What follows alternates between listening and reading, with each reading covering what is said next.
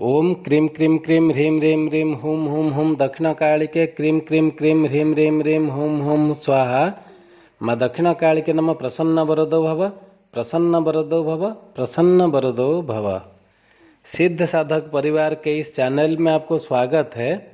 आशा है हमने इस चैनल में जो दुर्लभ और गुप्त साधनाएं दिए हैं वो आपके काम में आ रहा होगा और आप सभी हमसे जुड़े हुए जो लोग हैं वो इसका लाभ उठा रहे होंगे। समय समय पर हमने इस चैनल में कुछ जानने योग्य तथा ज्ञानवर्धक बातों पर चर्चाएं भी करते हैं। तो आज हम जो चर्चा करने जा रहे हैं विषय है प्रेत भोजन क्या होता है।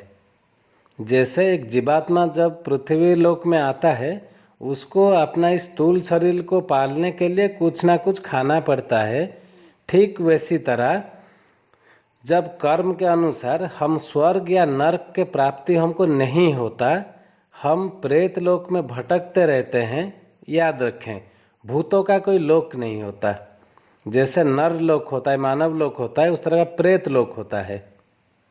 भूतों का कोई लोक नहीं होता। जब कोई जीवात्मा अपने इस स्थूल शरीर को छोड़ने के बाद उसको अपने कर्मों के अनुसार स्वर्ग प्राप्त नहीं होता, नरक का भी प्राप्त नहीं होता, वो जब इंतज़ार करता रहता है अपने डिसीजन को, तब वो प्रेत लोक में जब भटकता रहता है तो उसका भोजन क्या होता है और वो प्रेत लोक में जाता कौन कौन भी है। आज इस बारे में एक छोटा सा विषय है, कोई महत्वपूर्ण जानकारी नहीं है, लेकिन जनमानस में इसको लेके बहुत सारी उत्सुकताओं को देख के इस पर हम सीधे आज चर्चा करेंगे और शास्त्रोक्त चर्चा करेंगे। जैसे हम जानते हैं स्कंद पुराण के अनुसार एक समय में विदुरथ नाम का एक हयवंशीय राजा हुआ करते थे और वो अपने दान धर्म जाप ताप और अपने यज्ञ कर्म में विश्व के शांति के लिए मंगल कार्य के लिए वो बहुत प्रसिद्धि लाभ किए थे उन्होंने। एक दिन क्या हुआ, वो एक भरे बहुत घने जंगल में गए शिकार के लिए। शिकार करते करते और शिकार के पीछे भागते भागते अपने सेनाओं से अलग हो गए और जंगल के एक तरफ से दूसरे तरफ जाके पहुंच गए। साथ ही साथ कोई सेवक नहीं था, सैन्य भी नहीं थे, कोई आज्ञाकारी नहीं था, तो उनको खाने और प्यास के बहुत तड़प होने लगी और वो खाने और प्यास में तड़पते तड़पते जब चारों तरफ ढूंढ रहे थे क्या खाने को मिले, तब उनका सामना 3 प्रेतों से हुआ। जैसे ही प्रेतों को विदुरथ ने देखा तो विदुरथ घबरा गए थोड़े और घबराते घबराते पूछे, तुम लोग कौन हो? मैं महाराजा विदुरथ हूँ और भूख प्यास की तड़प से अपने सैन्यों से अपने टोली से अलग होके यहाँ आ पहुँचा हूँ।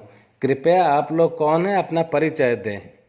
तो वो तीनों में से जो ज्येष्ठ था उसने सामने आया, हाथ जोड़े हुए बहुत विनम्रता से बोला, महाराज हम प्रेत हैं, हम तीनों के तीनों प्रेत हैं, मैं इनमें से सबसे ज्येष्ठ हूँ और हम इस वन में भटकते वास कर रहे हैं।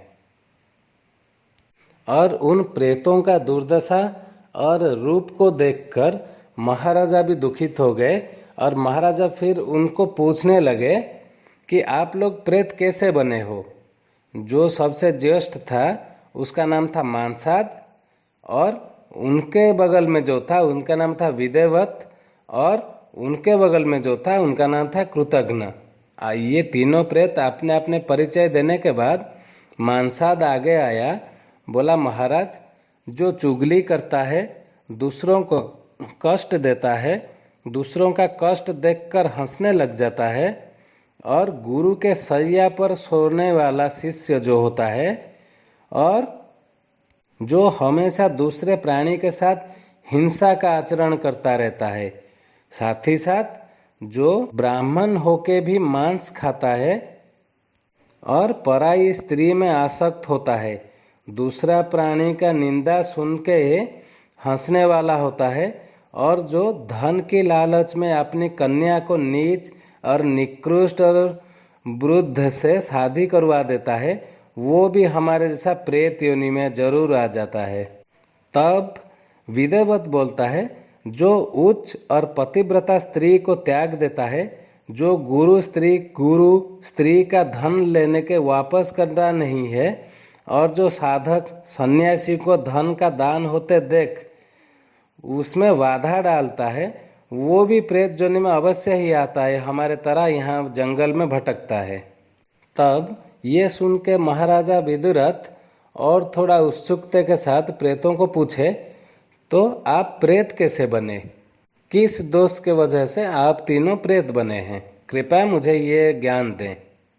तब मानसाद बोलता है, ध्यान से सुने महाराज, हम देवव्रत नाम के एक ब्राह्मण कुल में जन्म हुए थे और हमने नास्तिक होकर अपने धर्म मर्यादा का उल्लंघन किया और हमने सर्वदा पराय स्त्री के मोह में फंसे रहे।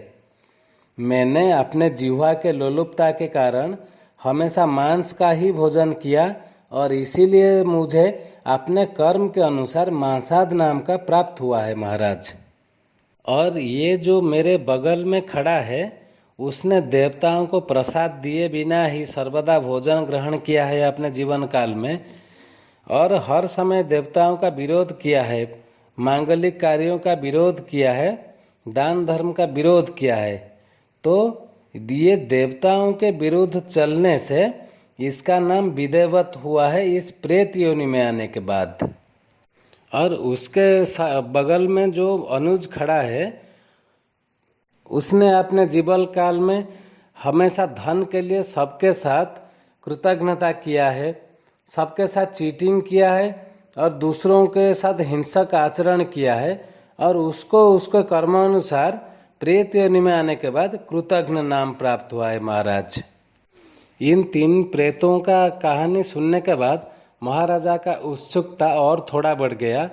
तो महाराज ने एक और प्रश्न उनसे पूछा था, इस मनुष्य लोक में तो इंसान आहार लेकर जीवित रहता है, लेकिन तुम प्रेतों को कौन सा आहार प्राप्त होता है? कृपया आप मुझे ये बताओ। तब मानसाद ने बोला, जिस घर में भोजन के समय स्त्रियों में कलह होता है और उच्च स्वर में गलत भाषाओं का प्रयोग महिलाओं के द्वारा होता है, उस घर में हम जैसे प्रेत भोजन जरूर करते हैं। और जिस घर में कभी साफ सफाई नहीं होता, पूजा पाठ नहीं होता, वेद की ध्वनि नहीं होता, जिनके घर में साधक साधु सन्यासियों का पैर नहीं पड़ता, अतिथि सत्कार नहीं होता, जिस घर में झाड़ू नहीं होता, और साथ ही साथ जिस घर में गोग्रासन मतलब खाने से पहले कुछ हम अपने गाय को खिलाने दें, उसको गोग्रासन कहते हैं। जिस घर में गोग्रासन नहीं होता, वेद का ध्वनि नहीं निकलता, मंत्र का उच्चारण नहीं होते, जिस घर में मंत्रों का जाप नहीं होते, उस घर में हमारे जैसे प्रेतों का अवश्य भोजन होता है। हाँ, और एक बात है, रजस्वला नारी, जिसको हम आज बोलते हैं पीरियड, मंथली पीरियड, रजस्वला नारी अगर किस खाने को छू ले तो वो खाना हमारे अधीन में, प्रेत अधीन में आ जाता है।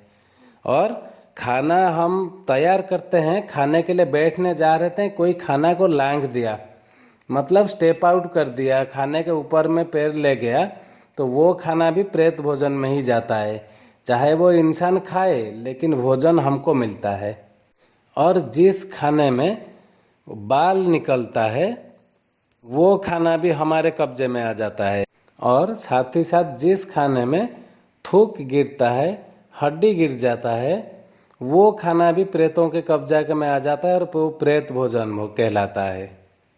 और सबसे बड़ा कारण है, जिस घर में फूटे बर्तन का त्याग नहीं किया जाता, फूट जाने के बाद भी उस बर्तन का प्रयोग करता रहता है, जिस घर में होता रहता है, उस घर में हम तो जरूर ही भोजन करते हैं और हर समय हर भोजन में हम उसके साथ रहते हैं।